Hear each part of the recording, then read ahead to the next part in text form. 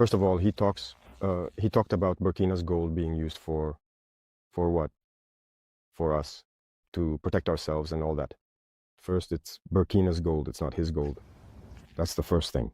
What business is it of his? It's none of his business. It's Burkina's gold. It doesn't concern him. Second thing, he's lying. Because Burkina never had any gold reserves until we came. I've never in my life sat to watch and listen very attentively to an interview this long. Well, guys, I must say it's worth it. Yeah, Ibrahim Traoré has proven to the world that he is very much aware of what he is doing and putting his hands into. Yes, and seriously, his words gave me strength and also made me believe Africa will one day be great again. These are the types of leaders we need in Africa, leaders that will hold on to their words, leaders who the masses will trust and believe in every word they say because, of course, they won't fail them at all costs. I don't know what happened with that general. There is still a problem, and I would perhaps like him to admit his mistake if he was sent, and to understand that this was not the right mission. If he was misled, he should say so publicly, or otherwise admit before the Senate that he was mistaken. Or also, if it was done with bad intentions, well, we will confront him as we should, because everything he said is a lie. And it's really shameful to see an adult lie, to see an adult, a general officer of a great army lie. This is very serious. We were the ones who started setting aside gold in the treasury of Burkina Faso. Otherwise, there wasn't a single gram of gold reserves in Burkina. So that means he's a liar, again. And another thing, when he says that, we use it to protect ourselves and all that, we're free. If the people have decided that we should govern them, we have a duty to protect ourselves. So we are free. What business is it of his? And the part that hurt me the most, not because he's a general or because he's American or anything like that, but because he's black. And it really hurts to see a black man being used to fight against another black man. And this didn't start just now. It has to stop. You see, it's very dangerous. Even Libya, who destroyed Libya, once again they used a black man. In movies back in the day, in America, black people always played the bad guy. We told ourselves, it's just in the movies. But why do black people have to keep playing the bad guy? And I think that if he heard this interview, he should look at himself in the mirror, feel ashamed, come out and say, well, I was given a false report. I regret it. He needs to say it publicly. If it was a false report, then it was made, because it's possible. It's possible that he was given a false report, that he should come out with it, because as you saw, when I take another neighbor, again, as I say among us, Black, the Ivorian Minister of Defense, who goes around, travels to Turkey, meets the Turkish Minister of Defense, and tells him, you shouldn't sell us weapons. You see how much that hurts. When it's a black person who behaves like that, it really hurts. Did we make a false report? Let him come out and deny it. If he was sent to create a problem in Burkina, as they are used to doing, well, we'll get ready. We'll be waiting for them. Because this has to stop now. The black race should not be used to fight against black people. Every time it's the same thing. It's always the same. And that's what we deplore. And it really hurt us to see that it was a black person making these statements. It's true that they may regret it through various channels. They're trying to make up for it. Now that it was said publicly, it needs to be made right publicly. That's how it is for us. We're no longer engaging in diplomatic hypocrisy, as we like to say.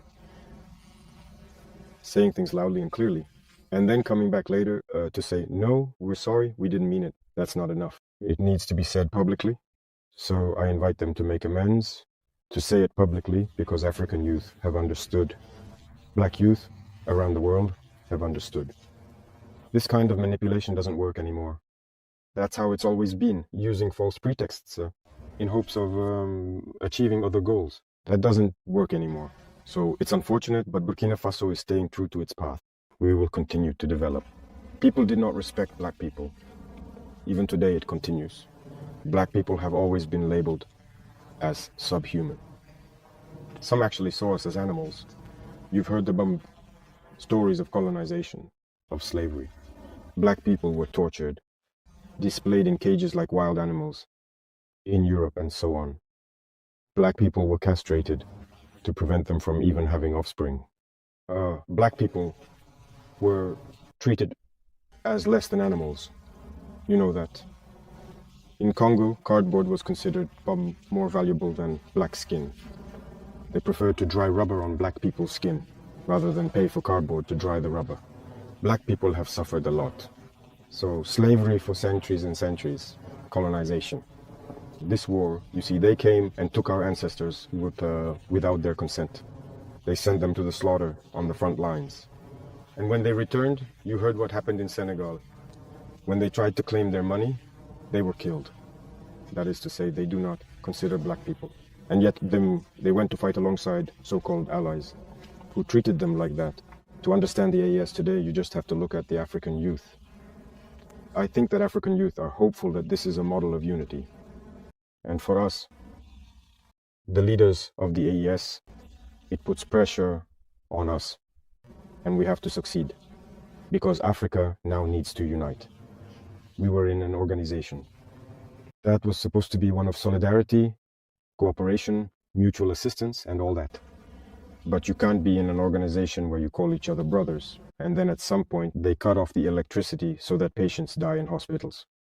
The economy comes to a halt, and banks are closed, so you can't access anything. Transfers you need to buy basic necessities, medicine, and so on, these were blocked for some Sahelian peoples.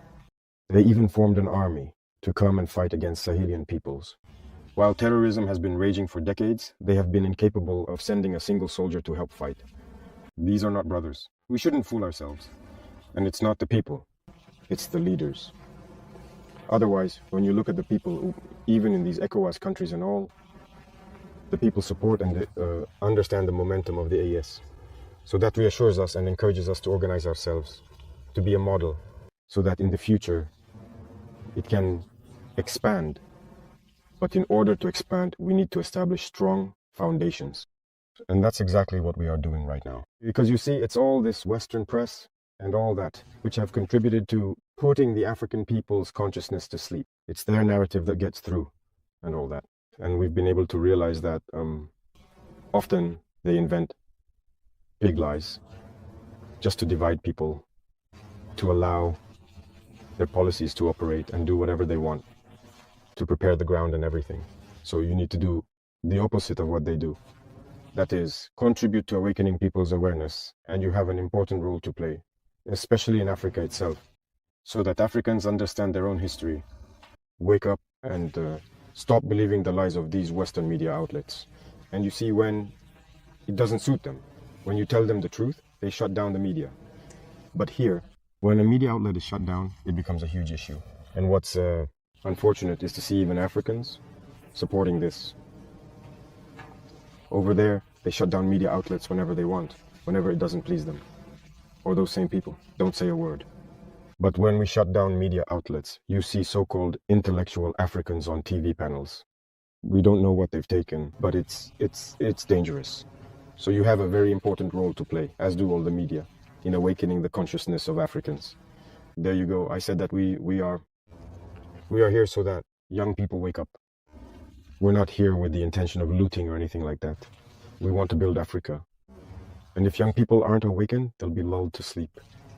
These Western media sing our praises, saying we're doing well. But no, that's not true. We want people to know when things aren't going well for us. That's it, and for others to take over when needed. But when they also lie and say things aren't going well, we'll prove the opposite.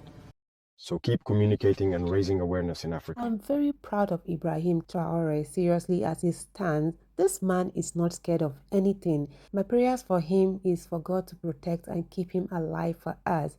Amen. So guys, this brings me to the end of my video. I would love to hear your thoughts in the comment section below. Do well to like, subscribe to the channel, share this video to as many eyes out there. I believe they'll watch and learn from it. I love you guys always. Bye bye.